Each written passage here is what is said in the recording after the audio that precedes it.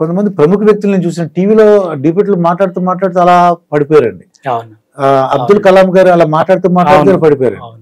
అలా అంటే వాళ్ళు ముందే చూసుకోరా డాక్టర్ గారు? అది అంటే ముందు చూసుకుంటూ ఉన్నా కూడా సడన్ గా రావచ్చు. ఒక్కొక్కసారి ఏంటంటే కొంతమంది తెలుసుకోరు ముందే, మీరు అన్నట్టు. ఇప్పుడు ఎందుకంటే మన దగ్గర ఈ స్క్రీనింగ్ అనేది అంత పాపులర్ కాదు, wide spread screening, especially heart screening pack ఇది కానీ, తర్వాత జనరల్ స్క్రీనింగ్ కానీ. అంటే ఈ మనం చేసేటువంటి ప్రివెంటివ్ టెస్ట్లు, preventive diagnostic test are not very popular. మనకి ఏంటంటే ఎప్పుడైనా ఏదైనా సమస్య వచ్చినప్పుడు వెళ్ళి దానికి సంబంధించిన టెస్ట్ చేసుకుని దానికి సంబంధించిన మందులు వాడటం జరుగుతుంది. కానీ annual health checkups, preventive health checkups అనేవి మన దగ్గర అంత పాపులర్ కాదు. ఎందుకంటే these are all costly and మళ్ళీ కొంతమంది భయపడతారు, దీనికి వెళ్తే ఏ టెస్ట్ లో ఏం బయటపడుతుందో, దానికి ఎన్ని మందులు వాడాలో అని చెప్పి అవాయిడ్ చేసే వాళ్ళు కొంతమంది ఉంటే, కాస్ట్ కి భయపడి అవాయిడ్ చేసే వాళ్ళు కొంతమంది, రకరకాల అంటే సోషియో ఎకనామిక్ కండిషన్స్ వల్ల కొంతమంది.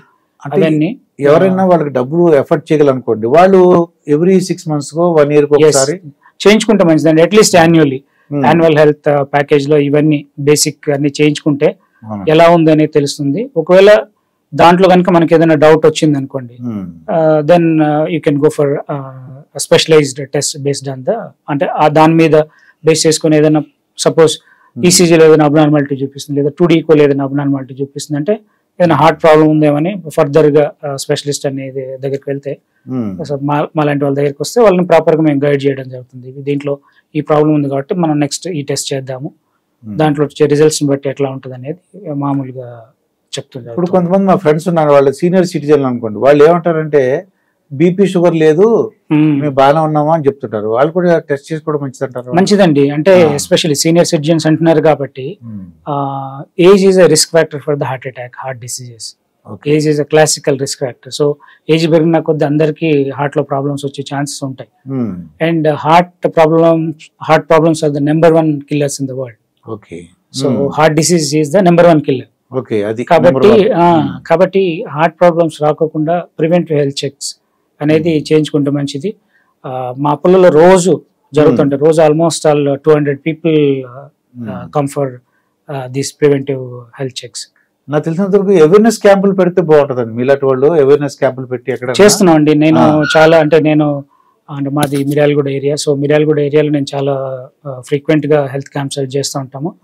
తర్వాత అంటే మా హాస్పిటల్ తరఫు నుంచి కూడా వివిధ ఏరియాస్కి వెళ్ళి అప్పుడప్పుడు మేము స్క్రీనింగ్ క్యాంప్స్ అనేవి చేస్తూ ఉంటాము.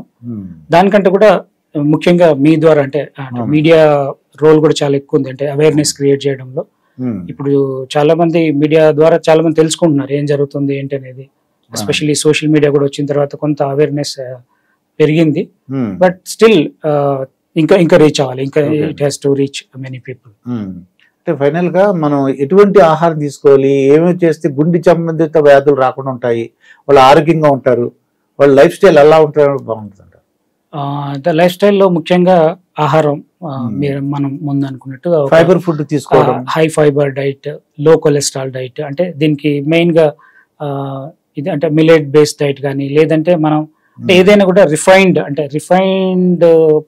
పదార్థాలు కొంచెం తక్కువగా వాడి కొంత ఇలాంటి ఉన్నాయి ఎక్కువగా తీసుకోవడము. తర్వాత ఎక్కువ వెజిటేరియన్ అంటే వెజిటబుల్స్ ఫ్రూట్స్ ఇలాంటివి ఎక్కువ తీసుకోవడము. కొంత నాన్ వెజ్ తగ్గించడము, లేదా ఫ్రైస్ తగ్గించడము, కొంచెం ఆయిల్ వాడకం తగ్గించడము, సాల్ట్, షుగర్. సో ఇవన్నీ కూడా ఏంటంటే మనకు ఈ బ్యాడ్ కొలెస్ట్రాల్ ని పెంచుతుంది బాడీలో. కాబట్టి వాటిని మనం తగ్గించినట్టయితే చాలా వరకు డైట్ పరంగా వచ్చేటువంటి వాటిని తగ్గించవచ్చు. అంటే డైట్ కాకోకుండా అనదర్ ఫిజికల్ యాక్టివిటీ, డైలీ యాక్టివ్గా ఉండడం, అంటే ఒక్క దగ్గరే సెడెంటరీగా ఉండడం. ఆఫీస్కి వెళ్తున్నాము, వస్తున్నాం, కూర్చుంటున్నాం, టీవీ చూస్తున్నాం, మళ్ళీ పడుకుంటున్నాం, మళ్ళీ లేస్తున్నాం, మళ్ళీ ఇలా కాకుండా రోజు ఏదో ఒక యాక్టివిటీ, అంటే at least 45 minutes to 1 hour either moderate walking, jogging, ఏదైనా కార్డియో యాక్టివిటీ కానీ ఒక 10-15 minutes, అంటే దాంతోపాటు ఒక 10-15 minutes ఫిజికల్ స్ట్రెంథనింగ్ యాక్టివిటీ, అంటే ఒక మోడరేట్ వెయిట్ లిఫ్టింగ్ యాక్టివిటీస్ ఇట్లాంటివి చేస్తే అంటే ఎక్సర్సైజ్ పరంగా కొంతవరకు ప్రివెంట్ చేయొచ్చు. Then other thing is adequate sleep. అంటే ఇవన్నీ చేస్తూ కూడా ఒకవేళ ప్రాపర్ స్లీప్ లేకుండా స్క్రీన్ టైం ఎక్కువైపోయి స్లీప్ లేకపోవడం, తర్వాత ఎక్కువ టీవీ చూస్తూ లేట్గా పడుకొని ఎర్లీగా లేవడం, లేట్గా పడుకుని లేట్గా లేసినా పర్లేదు, బట్ లేట్ గా పడుకొని ఎర్లీగా లేసాను so your sleep time will తగ్గిపోతుంది. కాబట్టి at least minimum the recommendation is 7 to 8 hours sleep. So 7 to 8 hours sleep అనేది చాలా మందికి ఉండట్లేదు. కొంతమంది 4 hours 5 hours పడుకుంటున్నారు, మేనేజ్ చేస్తున్నారు.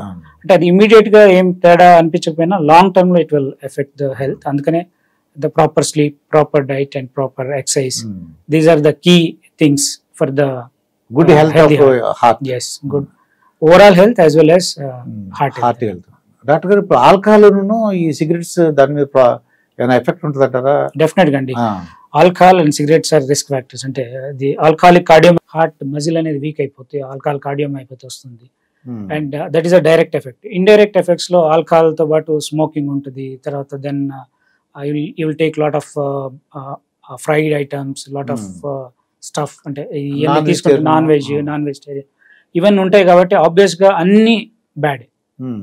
అది ఆల్కహాల్, దాన్ని associated smoking and non veg consumption, fry items అంటే ఫ్రైడ్ ఫుడ్ తీసుకోవడం, ఇవన్నీ పెరుగుతాయి. కాబట్టి డెఫినెట్ గా హార్ట్ అటాక్ రిస్క్ పెరుగుతుంది, హార్ట్ ఫెయిల్యూర్ రిస్క్ పెరుగుతుంది. సో అందుకనే alcohol, cigarettes are not good for the heart. Better to quit. అంటే ఏదో తాత్కాలికమైన హ్యాపీనెస్ గురించి అనుకుంటారు కానీ అది కరెక్ట్ కాదన్నమాట. కరెక్ట్ కాదు. అంతా డాక్టర్ గారు, ఎప్పుడండి అసలు హార్ట్ మొత్తం ట్రాన్స్ప్లాంటేషన్ అంటారు కదా, అది ఇప్పుడు అది ఏ పరిస్థితుల్లో చేస్తారంటారు?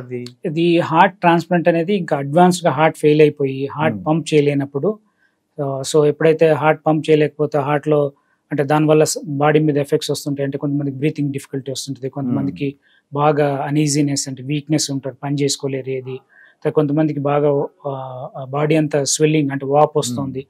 అలా ఉన్నప్పుడు ఆ స్టేజ్ కనుక రీచ్ అయితే హార్ట్ ట్రాన్స్ప్లాంట్ అనేది సజెస్ట్ చేస్తూ ఉంటాం. అక్కడ ఎవరిదైనా బ్రెయిన్ డెడ్ అయినప్పుడు ఇప్పుడు ఇతని ఏజ్ ఒక 45 అనుకోండి, అప్పుడు ఏ ఏజ్ వాళ్ళది హార్ట్ పెట్టాలంటారు? అంటే ఏ ఏజ్ అయినా అంటే అడల్ట్స్ అంటే సపోజ్ ఒక 18-19 years దాటిన హార్ట్ ని ఎవరికైనా ఇవ్వచ్చు. మరి చిన్న పిల్లలు అంటే కొంత సైజ్ ఇదే ఛాన్సెస్ ఉంటాయి, అంటే వెజల్స్ ఎస్పెషల్లీ. బట్ వన్స్ అది కొంచెం అడల్ట్ ఏజ్ వచ్చినప్పుడు అందరిది ఆల్మోస్ట్ ఈక్వల్ గా ఉంటాయి, ప్రాబ్లం ఉండదు. అబౌట్ 20 years ఏదైనా బ్రెయిన్ డెడ్ అయ్యి ఉంటే వాళ్ళు హార్ట్ ని డొనేట్ చేయొచ్చు. అవునండి, అది హెల్దీగా ఉంటే. బ్లడ్ గ్రూప్ కూడా సరిపోవాలి అనుకుంటాను. అవునండి, అంటే దాన్ని మ్యాచ్ చేసి చూస్తారు. బ్లడ్ గ్రూప్ తర్వాత వేరే టెస్ట్లు ఉంటాయి, అవన్నీ చెక్ చేసి అవన్నీ ఓకే అనుకున్నాకనే దాన్ని యాక్సెప్ట్ చేయడం జరుగుతుంది. ఎందుకంటే గ్రీన్ ఛానల్ పెట్టి తీసుకెళ్తుంటారు. అవును, మా దగ్గర అపోలోలో చాలా రెగ్యులర్ గా హార్ట్ ట్రాన్స్ప్లాంట్స్ అవుతున్నాయి.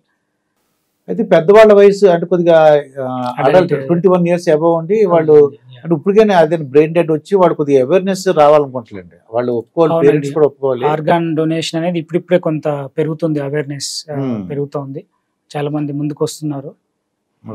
అలాంటి వచ్చిన వాళ్ళకి మీరు చెప్పినట్టు గ్రీన్ ఛానల్స్ తోటి, ఎందుకంటే దానికి టైం ఉంటుంది, ఆ టైం లోపలనే మనం హార్వెస్ట్ చేసి మళ్ళీ ఇక్కడ కూడా చేయాలి. కాబట్టి సో పోలీస్ వారు కూడా మనకు గ్రీన్ ఛానల్ సహకరిస్తున్నారు.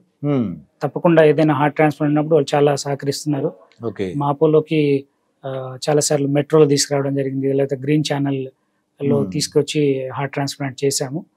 సో అదే అవేర్నెస్ పెరిగితే కొంతవరకు ఇంకా బెటర్ గా మనం చేయొచ్చండి. అంటే చాలా మందికి అవసరం ఉంటుంది. అక్కడ అంటే ఒక హార్ట్ తీసానుకోండి, ఎంతసేపు ఇక్కడ వచ్చేయాలంటారు ఆపరేషన్? హార్ట్ ది యూజువల్ గా 3 to 4 hours లో చేయాలండి. 3 to 4 hours అంటే చేయాలంటే ఇక్కడంతా రెడీ ఉండాలి, ఎంత చేసుకోవాలి. కాబట్టి సో ఎంత ఎర్లీగా వీలైతే అంత వస్తే మనం ఈ ప్రాసెస్ ని ఆ టైం గ్యాప్ లో చేయడానికి వీలవుతుంది. ఓకే అండి. అంటే ఫైనల్ గా సక్సెస్ అయిన వాళ్ళు చాలా మంది ఉంటారండి. చాలా మంది ఉన్నారండి, చాలా మంది తిరుగుతున్నారు, చాలా మంది 10-15 years సర్వైవ్ అయిన వాళ్ళు కూడా ఉన్నారు.